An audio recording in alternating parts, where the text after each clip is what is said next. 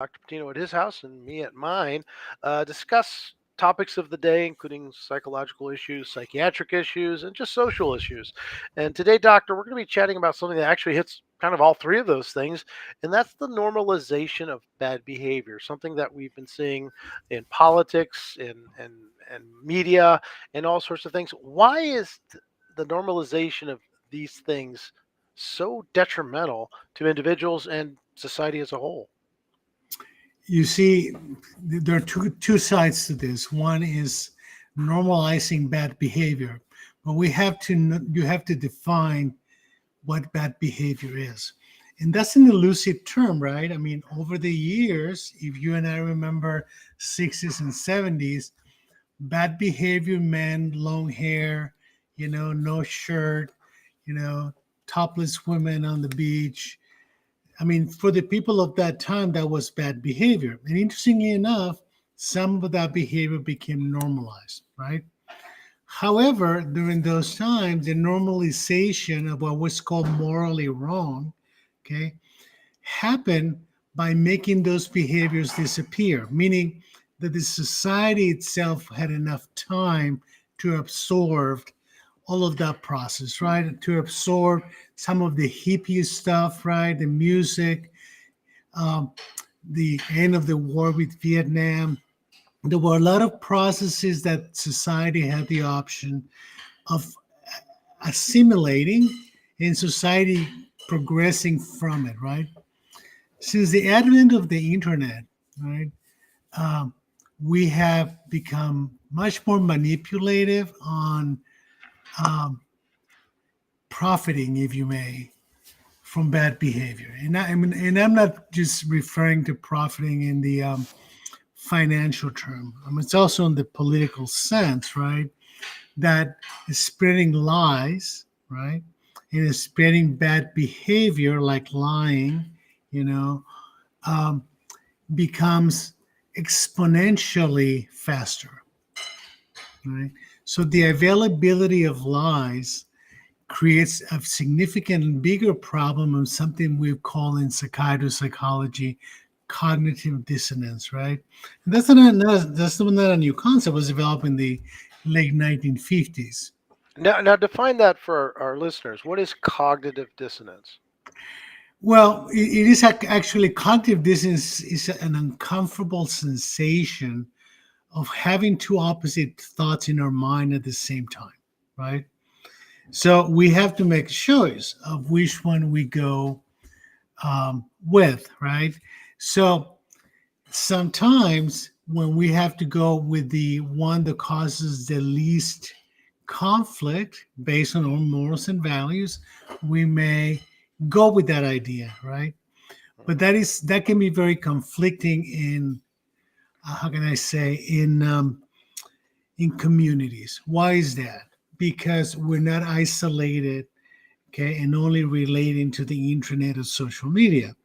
We have a family, we have friends, okay, so we keep getting bombarded with different ideas. So if the idea that you have chosen to follow because it causes you less tension, right, is conflicting with your parents if you're a teenager, that creates a problem, Mm. right? Because it creates a conflict. Okay. So we have to, the internet and social media kind of forces us to make decisions about our cognitive dissonance very quickly and with motivations that are kind of false, right? And do you think that's the reason, because it's forcing people to make those choices, that they just basically, quite frankly, out of intellectual laziness, for lack of a better term, just jump to belief systems? I mean, it's like a 2-second contemplation and then they've made a decision. Well, it is part of it is that I mean that you have to be making a lot of decisions and that you have to be navigating, waters are complicated and you're getting bombarded, but it also speaks for the lack of continuity on values, right? um, Values are kind of genetically driven, right? And when I say genetically, I'm talking sociologically genetics. I'm not talking about biological genetics. But that I mean, we grow up in a value system, right? And you and I have discussed this issue about values are tremendously important from the time you're born to the time you're 12, 13 years old when you start adolescence. Why is that? Because the imprinting of those values are going to be the tools you have to move toward adolescence in a safe way, right? Meaning that you have those values to fall back into, right? Whenever you're having to deal with conflicted and to some extent dangerous choices, right? Like doing drugs, like having sex, like hating your parents. I mean, there are a lot of things that adolescents are going to have to deal with because the nature of adolescence is separation and individuality. And if you have that conflict with that moral values, it becomes easier to make those choices. Now, if those values are, I guess, suspect or not solidified, does that change the way we see these things? Because I remember a day where people said, I want to be rich and famous. And somewhat understandable. But now, really, the fast track to fame is really kind of infamy, right? Put out a sex tape, do something very terrible, and everyone talks about it. And next thing you know, you're a pseudo celebrity or a literal celebrity, and you're actually getting a positive feedback loop because it's bringing you money, it's bringing you attention, all these things. Is that part of what's eroding these values? Well, yes. I mean, it's a two-way street. And to some degree, the fastness of information management and the distortion of what makes you valuable as a human being, right? When you change your idea that I'm valuable because I have good values into I'm valuable because I get a lot of clicks on Facebook, then you have a problem, right? Because you have cognitive dissonance. You have conflicting values, what was told to you when you were growing up and what the society is telling you at this point. The problem with celebrity status goals are they very short-lived, right?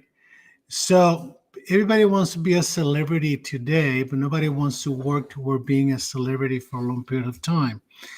Hence, most people who consider themselves celebrities have to navigate those waters to maintain their celebrity status, Mm. right? So, achieving celebrity status today based on the norms created by the internet and social media is not terribly difficult, right? Because it's like a flame, right? But then it turns off. So, we get a lot of very quick, flaming celebrity status when the values that have driven people to be successful for long periods of time, if you really analyze it, require a lot of work, right? So sports celebrities, music celebrities, there's a whole history that is not presented in social media that is the background of their celebrity status. It didn't happen overnight, right? So we have to really work very hard on providing the idea that we need to stop looking at social media photographs and we need to start looking at social media movies, Mm. right? But are cognitive dissonance takes you into laziness too, right? As you mentioned before. Now, for our listeners, there's you mentioned cognitive dissonance. There's also something referred to as cognitive bias, as well as normalcy bias. Can you define those and how they fit within the parameters of what we're talking about? Well, they're both quite emotionally loaded, right? So you have to remember that a lot of our biological genetic drive is towards survival, right? So if you distort survival into, I mean, for me to survive means that people like me in social media, you're going to have a bias toward that. So we have biases that are internal and there are biases that are learned from other behaviors. But at the end, it takes you to this conflict, right? Between what you have been given and you have with you, right? And the tools that were given to you as the right and wrong values versus what the bombardment of lies, right? So it's easy to move toward cultism, if you may. Well, I So know, all of these matters are connected. Orwell and really Huxley and all those authors have chatted about or written about these type of things where you can actually pursue a lie or bad behavior, whatever it is, so vehemently that it becomes accepted as the norm. I mean, we saw that in Cambodia, we saw that in Nazi Germany. It's history is rife with examples of that. It doesn't seem to be as violent at this point, at least here in the United States, but do you think it's trickling toward that, or are we correcting it? Do you see the people that you deal with every day and opinions moving back toward normalcy, or really a reestablishment of those values, or still fighting against them? I think that in 2015 forward, right until today, the last 8 years, have been very critical for all of us, but also very exhausting, right? And that is because the degree of intensity and bombardment of lies, not only coming from our own political system, but coming from the outside, Russia, North Korea, China, right, being bombarded, and then COVID on top of that, and all the lies that were told during COVID, right? That makes it difficult to discern how you're going to be safe, right? Because one group tells you that's no big deal, the other group is telling you you have to be locked up for the next 2 years, like they did in China. So you are left to your own devices, right? And the most successful people at surviving those environments are the ones who are taking the values that we're giving in the past, the knowledge they have accumulated over time, and the decisions they make going forward, right? So it's more of a balanced approach. But during the politics of this, I mean, I remember watching different channels on TV, different news, and you had one news establishment telling you one thing and the other one telling you exactly the opposite thing, right? So dishonesty is very um, damaging to your mental health because, as we have discussed before, being chronically stressed is not healthy for you. Mm, And one of the main features of chronic stress is fatigue, mental fatigue and physical fatigue.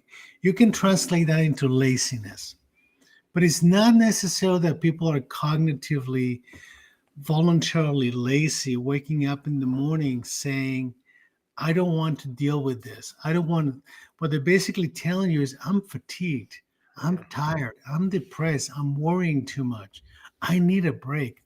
So I do believe that going forward into the future, we may see people going back to valuing their mental peace. And you have to find that mental peace by limiting your exposure to things that you consider ambivalent, right? So what do you I mean, segueing into that, what are the other advice you can give people who are watching this happen? I mean, obviously you've mentioned, going back to our values, if your parents said a lie was bad, it's bad no matter which side's saying it or whomever's saying it. If someone says, unprotected sex or whatever behavior or drugs is bad, you might want to look at that. But what are other ways for people to help navigate this, who some of who've grown up now with this as the norm? Well, and I had to tell you, and I think we talked about this before. I'm very optimistic because we're finding some newer generations who actually voluntarily are actually questioning this. They are saying we need a break, right? This is too stressful, and they're being more vocal about it. And a lot of them are going to be voting in the next election, so that's going to be very very positive, I think. Um, but this actually paints a very grim future if we don't see the urgency. And you're going to hear a lot in the news, in social media, about how much the mental health of the American people is getting worse. Mm, And it's not just because of COVID. This is a progression that started long before COVID. And it has to do again with chronic stress, ambivalence, fatigue, depression. Now, we have to be able to identify those who are perpetrating and those who are being victimized. Mm, Okay. And those who are being victimized are the most vulnerable. And we're talking about people who have grown in environments where they didn't get the values, where there's a lot of mental illness in the family, where there's a lot of abuse and neglect, where there's a lot of domestic violence, alcoholism, drug abuse. And they grew up with this and survived it, right? But they survived it by fighting, right? And the I'm really fascinated by the whole issue of survival and how these kids managed to stay alive for so long, right? Despite having thoughts about being better off dead. So that's something we need to help them develop new skills and recognizing their resilience, right? Because even those kids who are traumatized and victimized are survivors, and they've survived because of their own skills. And we have to help them with that. The other group is the group that tends to be more of a following, right? And you probably remember back in the 60s and 70s, you had these hardcore kids who were getting heavy into everything, right? Needles, heroin, cocaine, and the whole works. And then there was another group, was probably the majority, that were experimenting, right? And we had to learn to separate who are the experimenters versus the ones who are hardcore, because interestingly enough, most of the experimenters are going to be okay. mm, They're going to grow and they're going to outgrow, right? So we as parents should not treat every kid, right, as if we have to punish them. So empathy and listening becomes important. Guidance becomes important. Those who are more vulnerable and hardcore, those really need serious interventions, especially now during the times of fentanyl and the risk of death, right? That is a lot higher than what we used to see with heroin, for example. Well, once again, Doctor, we appreciate your input. This is an interesting topic that we could probably go on and on for, but I know you have some pressing issues at home and in your office right now. Once again, thank you for your time, and we'll see you all again next week. Hey, thank you very much. It was really a pleasure to be with all of you again, and in particular with you, Vince. So we'll see you next week again. Take care.